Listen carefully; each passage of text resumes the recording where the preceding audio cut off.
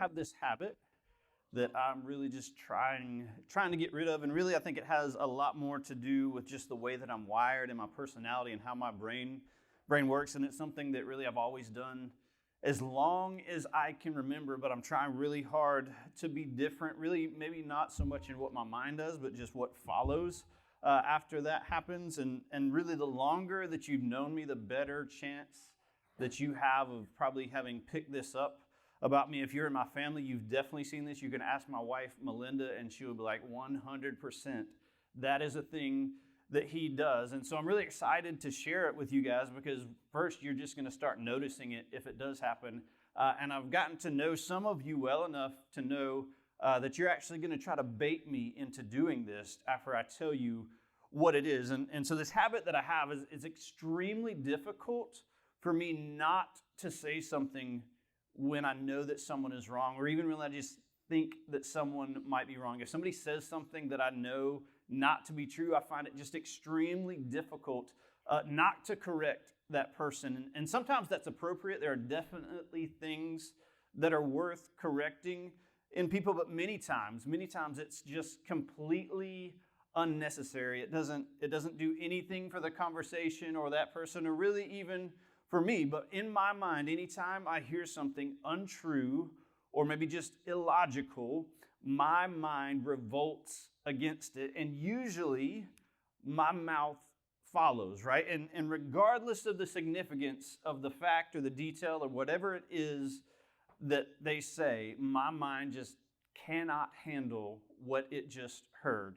So for an example, a few weeks ago, I was with this group of people that I'd recently just met, and we were hanging out talking, and there was one guy who was there, and he's sort of into fitness, and so he was talking about he was trying to get his mile time down under, I think, 8 minutes.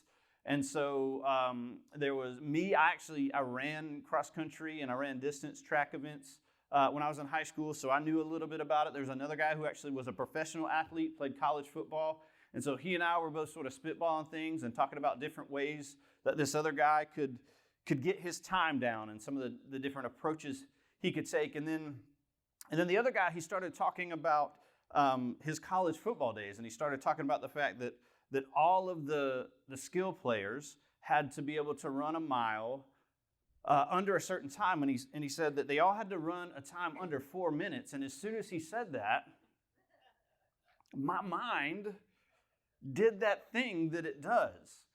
Because you may know something about running or not, but 4 minutes is not just a really good time. It's not just you're in shape. That's an elite time for a distance runner. And for me to think that football players, an entire position group of them, could get under 4 minutes, my mind just could not fathom that to be true. And so it just starts going with all of these arguments, and I was trying not to do the thing that I do. And in fact, I asked him to repeat himself. I was like, wait, did you say 4 minutes?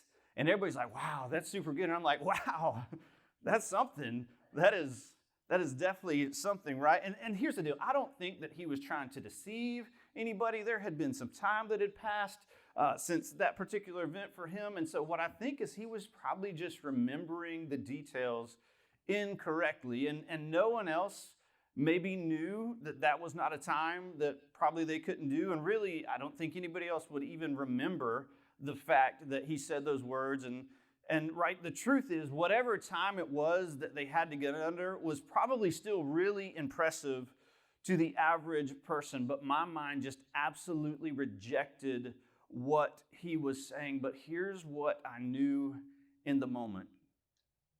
If I corrected him, it would not be helpful to the conversation. And not only would it not be helpful to the conversation, and maybe even more importantly, it would not be helpful to my relationship with all of those people, because we are going to spend more time together really over this whole next year, this group of people. And so what I thought was, you know what, in this moment, it's probably less important that I'm right and more important that I treat him rightly. There's no point in me really calling him out, right? Because I could correct him, I could flex my knowledge, right? But what would be the cost if I chose to do that, because what I really think would be the cost is that it would influence people's perception of me. It would change the way that maybe they think of me. And really, when it came down to it, it would probably change what they were willing to share and whether or not they were willing to listen to what I shared when the conversations really mattered.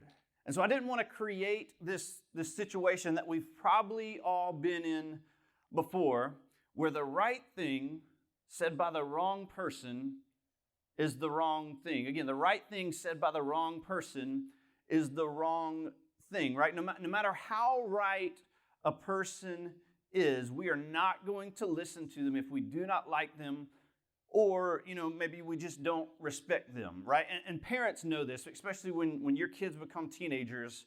This happens all the time. The right thing said by the wrong person, they're just not going to listen to what it is that you say. But if someone else that they know or respect or like tells them that same thing, then they may be willing to listen at that point. It makes me laugh if you think about politics, and you can take these opposing figures in politics on different party lines, and if one of them is in office and says a statement, their side is all for it and the other side is completely against it. But if you wait a few years and the roles reverse and the office flips, the other person can make almost the exact same statement, and all of a sudden their side is applauding it and the other side is completely dismissing it.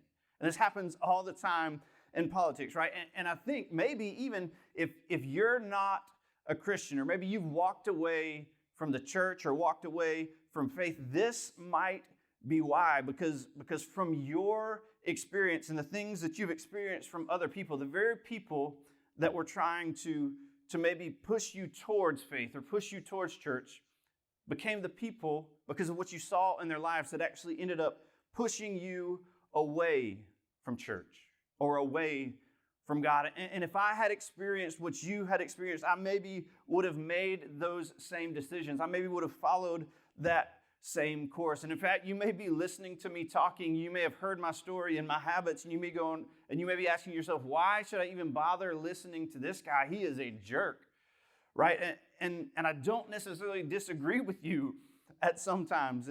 But instead of listening to me, what I would say is, hey, listen to Peter. Listen to Peter. Peter, on some levels, is maybe even more impulsive than I am, but he is certainly better suited to talk about these types of things, because Peter spent 3 years living with and walking with and learning from Jesus. And Peter actually became one of the most influential people in the early church. And he had these big life lessons that he could learn from. And you can read all about Peter's life in the Gospels and in the book of Acts. And Peter himself, he wrote part of the New Testament, and he wrote several letters that circulated around to different Christians. And his first letter specifically, he's writing to this group of people who are displaced from their hometown. They're sort of scattered in different countries for whatever reason, and they're surrounded by people that didn't believe the same way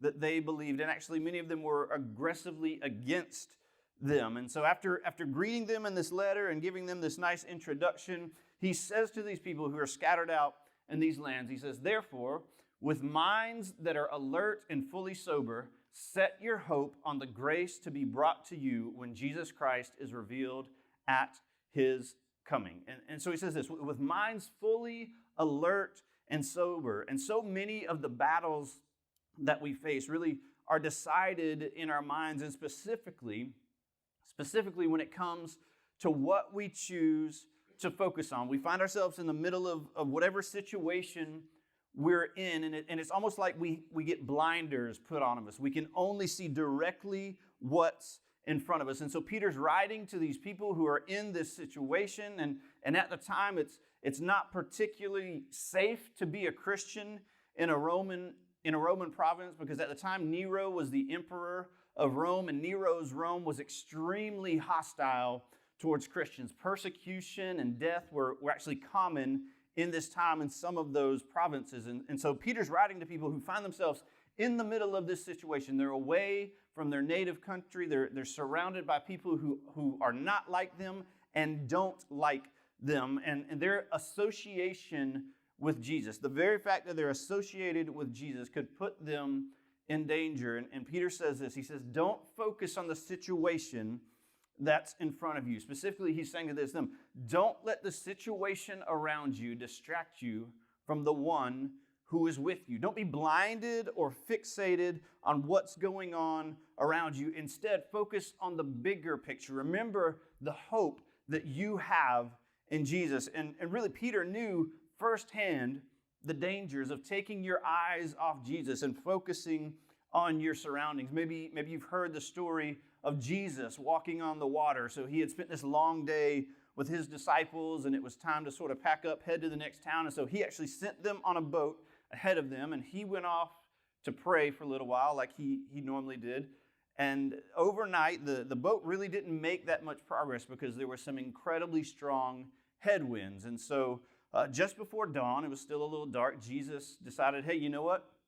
I think I'm just going to go catch up with the guys on the boat. And so he just takes off across the water, walking on the water, right? And so it's interesting, like he starts walking past the boat, and the disciples, they freak out because they see, it's still kind of dark outside. They see this dark figure, and they come to the only logical conclusion that there is that it has to be a ghost, right? And I don't know if you've ever just like paused the story and gone, what exactly was Jesus thinking? Like, what was his motivation for this? Like, why did Jesus, I'm just curious, why did Jesus decide to do this? What was going through his mind when he was like, you know what, I should just walk out to the boat and this would be a great story, right? I know there's a main purpose to it. Like, there's going to be this important lesson that comes out to it. And to be honest, like, if I could do it, I absolutely would do it to other people. But I wonder, like, is there another reason? Like, was there something else sort of behind it?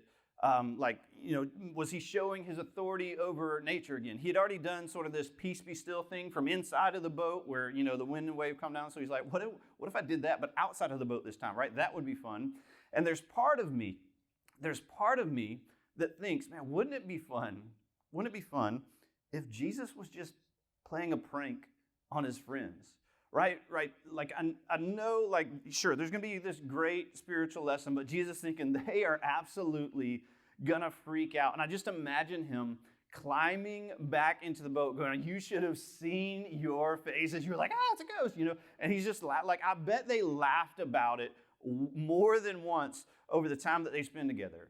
But back to Peter, right? So while they're still trying to figure out if there's this ghost walking on the water or not, impulsive Peter comes up with this solution. And what he decides is, hey Jesus, if that's really you, why don't you just ask me to come out to you?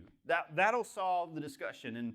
And so when I read the story, apparently it doesn't just happen in conversations with other people. My mind starts doing that thing again where it's like, this is not logical for you. So just for the record, if you happen to be in the dark with some other people and you're trying to decide if there's a supernatural figure, ghost, or whatnot, the best response is probably not, hey, if you're not like this supernatural thing, ask me to do something that could kill me.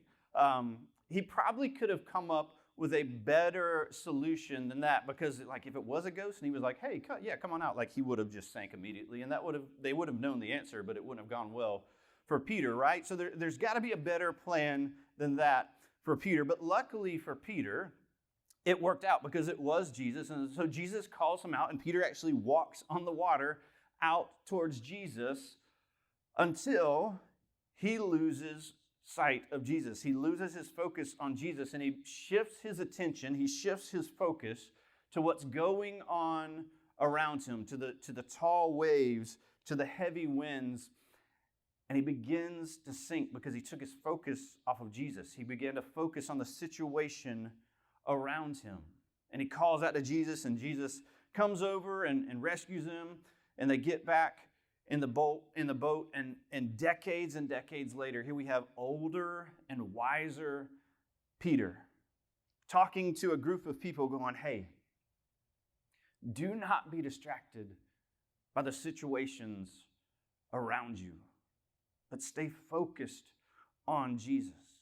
It goes on to say this, as obedient children, do not conform to the evil desires you had when you lived in ignorance. He says, hey, I know your situation is scary, but don't conform to what's around you.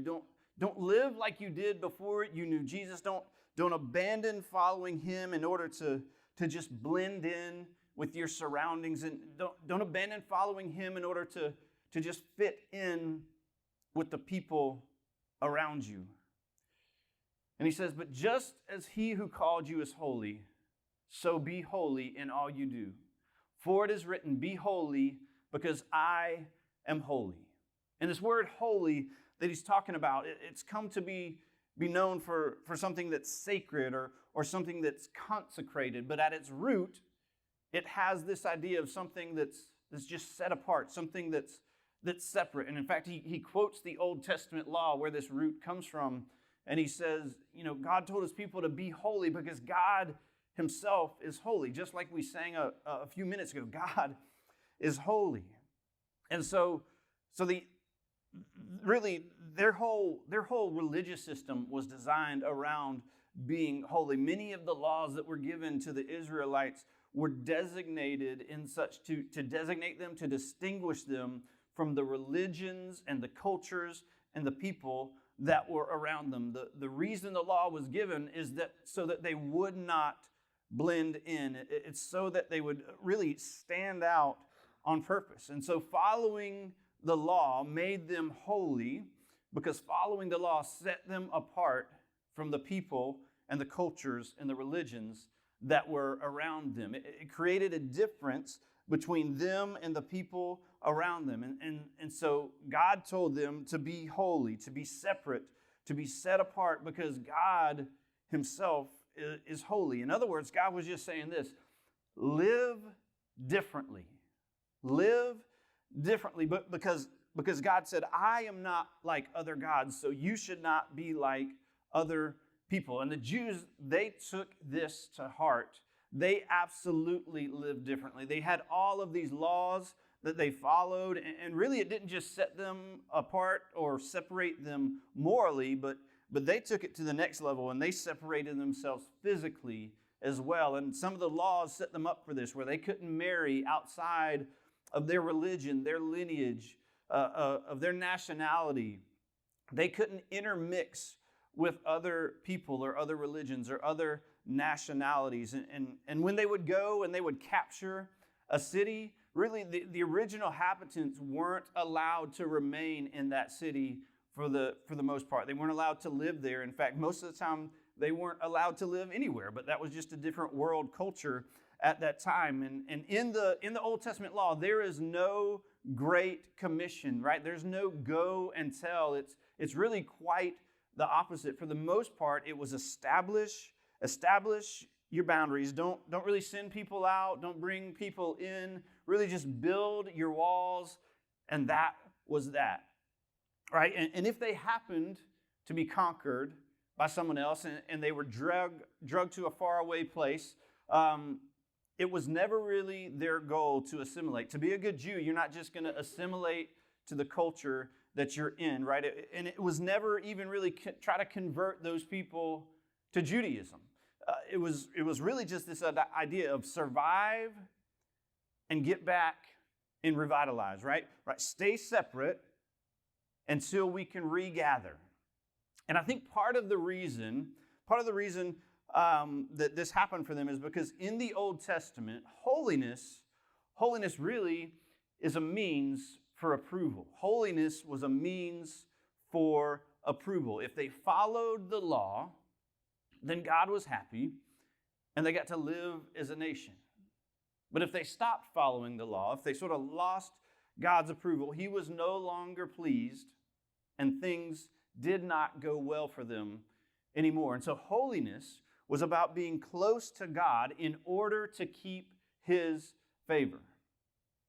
But then Jesus showed up and really he turned everything upside down and he fulfilled the Old Testament law through his death and his resurrection. And he created this new relationship that people could have with God. And holiness was no longer based on approval. We now have unlimited access to God's approval. Really living differently is now a means of influence.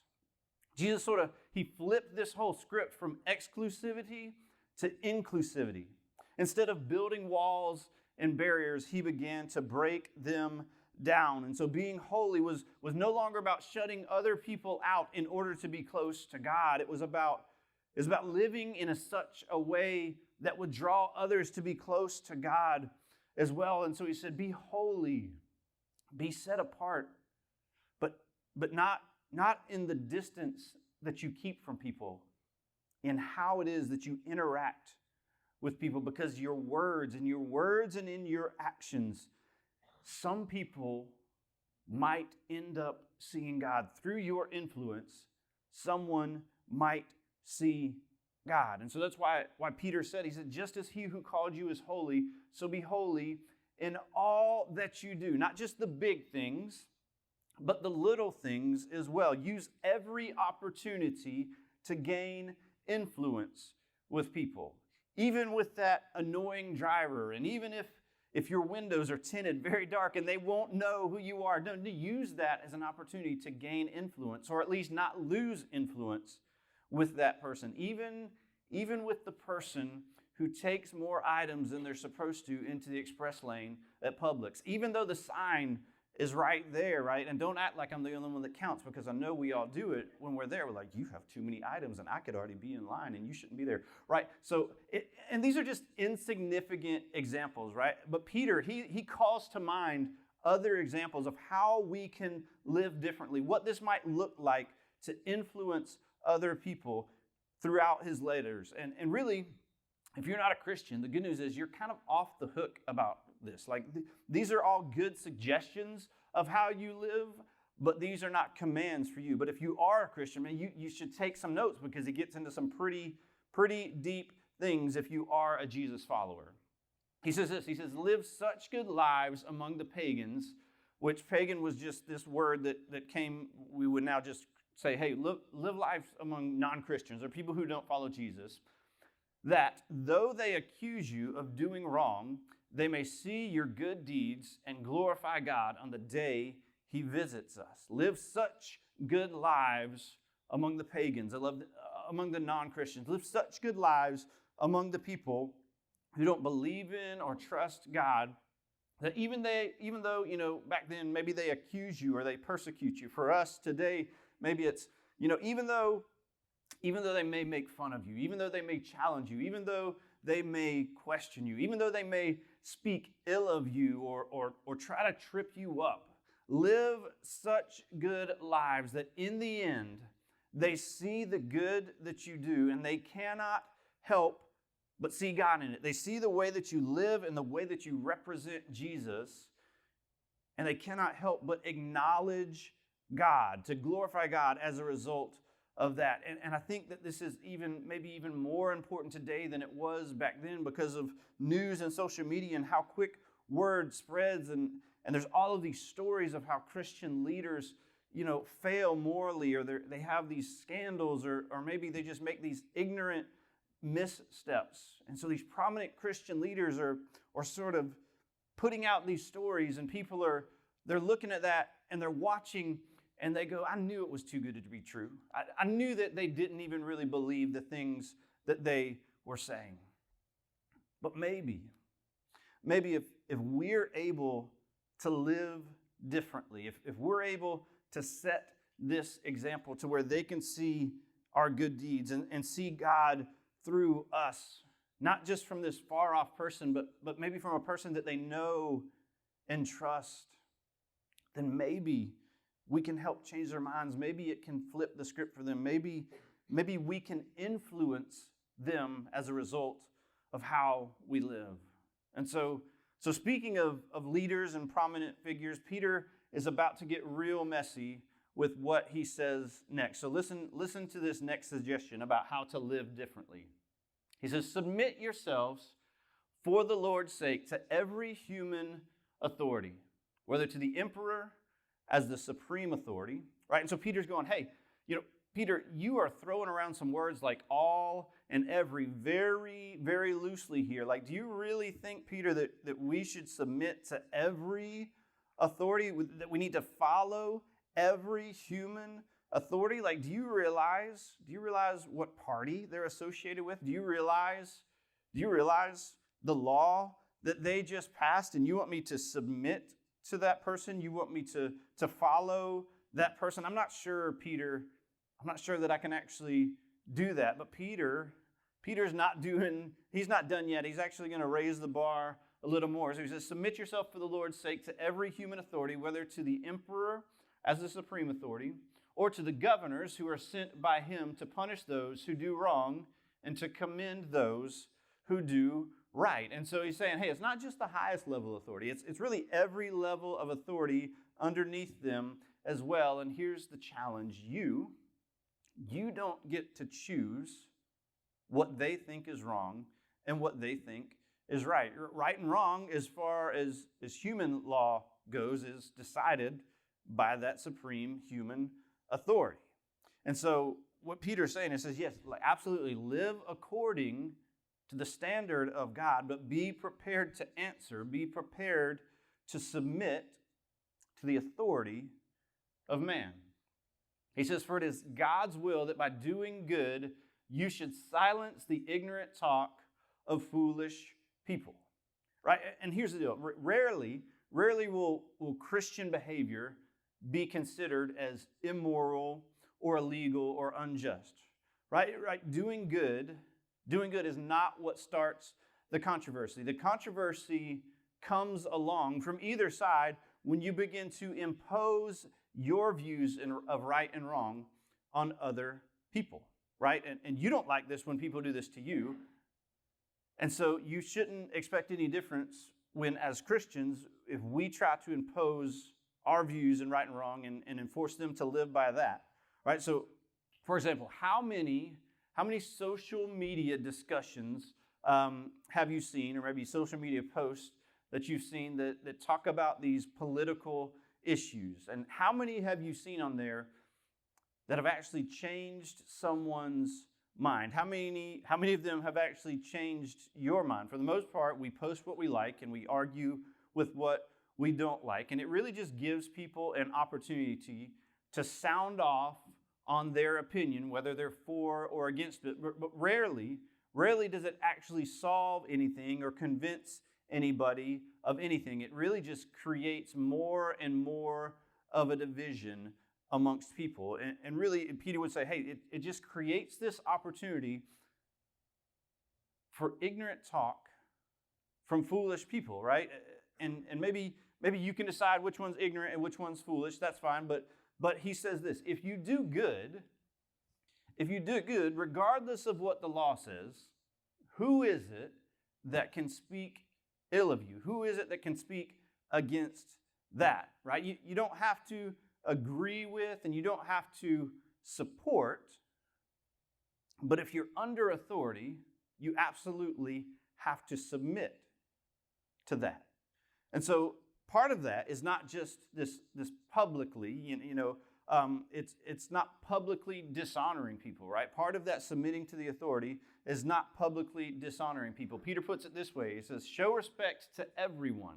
Love the family of God, love the family of believers, fear God, honor the emperor. Show honor and respect to everyone, even if you disagree with them. Love other believers, which seems like the easy thing to do, but to be honest, we don't always agree with other believers as well, but we should still love them even if we don't agree with them, which absolutely happens. He says, fear God. And he pulls this idea of fear. If you look at the word, it can mean this idea of reverential obedience. So fear God in the fact that you choose to obey God, but still you honor the emperor. You submit to the emperor. Even if you are against him, even if he is against you, you still have to submit. And Peter really, he has all of these things that he's speaking from experience, and really some of his experience is what not to do in these situations. And so I think about some of the stories that we know about Peter's life from the Gospels and from Acts, and really I just laugh sometimes when he says stuff like this, because my mind, like I said, it just continually does this thing. And because sarcasm is one of my love languages, I have this imaginary conversation with Peter in my mind. And so, I'm being a good listener. So I'm like, so Peter, look, let me understand. So what you're saying is that we need to submit to our authorities, right? And the people that they give authority to as well. And Peter's like, yes, exactly. That's what I'm saying. And so Peter, if I'm hearing you correctly, like we're supposed to show respect and we're supposed to honor all of our authority. And Peter's like, yes, that sounds right. And so this is where my sarcasm starts to come in. And I go, so Peter, so say you were with just a group of friends hanging out, and along comes this group of soldiers, this group of authorities, and they're sent by the governor, so, you have to follow them. And they start saying some stuff, and then they arrest one of your friends. And you don't particularly agree with what's going on there. If I'm hearing you correctly, what you're saying is the correct move would not be to take out your sword and cut off one of their ears, which Peter absolutely did in one story. And Peter I imagine Peter just dropping his head because I'm mean and sarcastic. And he's like, here we go again. Like, am I ever gonna live this down? But also because I think Peter is still impulsive, even as he's a little bit older. He says this, he says, yes, and if I had taken my own advice back then I wouldn't now be listening to the ignorant talk of foolish people like you. And so then we just look at each other with this mutual respect because we just appreciate our roasting abilities. But what that really does is brings us to our next point of what Peter's saying at this point. He says, do not repay evil with evil or insult with insult, which apparently Peter and I both have some work to do in my imaginary conversations. But on the contrary, repay evil with blessing, because to this you were called so that you may inherit a blessing. And so Peter says this, and I think it's so difficult for us to do because it's our natural response to become defensive. When someone attacks us, our natural response is to launch countermeasures against that person, right? And I think that we all operate this way. Maybe not all publicly, because some of us will do this privately. We'll wait till we're away from that situation, and then we will just let them have it with our friends or just to ourselves. But how disarming is it? How disarming is it to repay evil with blessing? If someone says or does something mean to you, if you just respond in love and kindness, people absolutely take notice. And the people that you do it to, they're probably even a little bit confused, right? And maybe even it softens their heart, and you gain this opportunity for some dialogue with them, which is really ultimately what Peter is eventually getting to. He says this, but in your hearts revere Christ as Lord. Always be prepared to give an answer to everyone who asks you to give the reason for the hope that you have.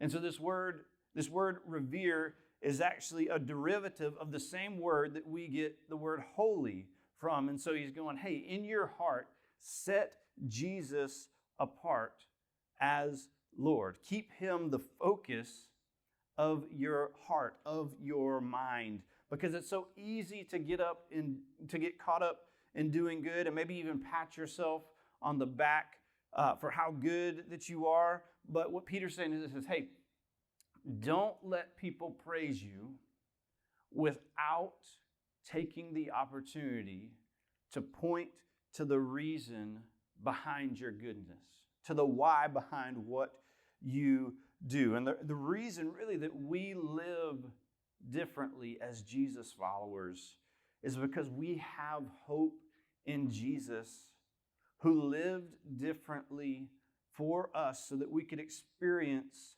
something different in him and for other people. And Peter goes on and says this, but do this with gentleness and respect. Do this with gentleness and respect. And if you've gone this far and you've done all of the hard work of living differently, of living this holy life in order to influence other people, right? You've already taken this posture of gentleness and respect, but if you lose it just at the last minute, if your answer for your hope comes out as forceful or arrogant, you undo all of the hard work that you did to create that opportunity for yourself to have this conversation in the first place, right?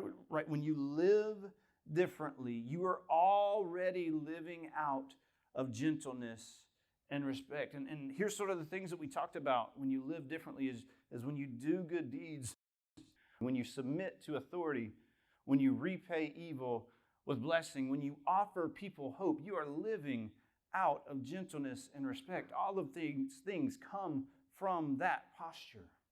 And so imagine what it would look like if our community lived this way, if we lived this way in our community. Imagine how this could affect the state. Imagine how this could affect our nation if we put these things into practice, right? Well, what would that look like? What would that look like in politics for the election coming up? What would it look like in areas where there's social unrest? What would it look like in our families with our parents or with our kids or in our marriages? What hurt could this heal if this was the way that we lived? Maybe more importantly, what would this look like in churches? What could this do for someone whose opinion of Jesus and of the church has been marred by scandal or disunity or deception? What if we had the opportunity to change people's minds about God and about Jesus and about church? And if you and I, by choosing to live differently, could earn the opportunity to influence someone, to share with them the reason for the hope that we have in Jesus. What if we could do that? And are you willing? Are you willing to do the hard work, to fight the battle in your mind so that you have that opportunity to do that? Well, I've got a list of questions for you sort of to help you think through some of that you can go over at lunch or maybe in your small group with some people. So question 1, have you ever experienced the right thing said by the wrong person? And if you did, how did you respond in that situation? Question 2, read 1 Peter 1, 13 through 16. What has been your understanding of what it means to be holy? Do you relate it more with approval or influence? Question 3, have you ever considered your response if someone asked you about the reason for the hope you have in Jesus? What might you say in that situation? Let me pray for us. God, thank you for who you are. God, thank you that you love us.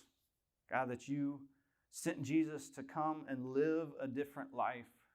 God, so that we could have a relationship with you, God, where we always have your approval. God, where it's not about the way that we live in order to gain that approval, but you've offered that to us freely. And now the way that we live when we're close to you gives us the opportunity to influence others, to share the hope we have with others. God, just give us eyes to see and ears to hear those opportunities when they come up.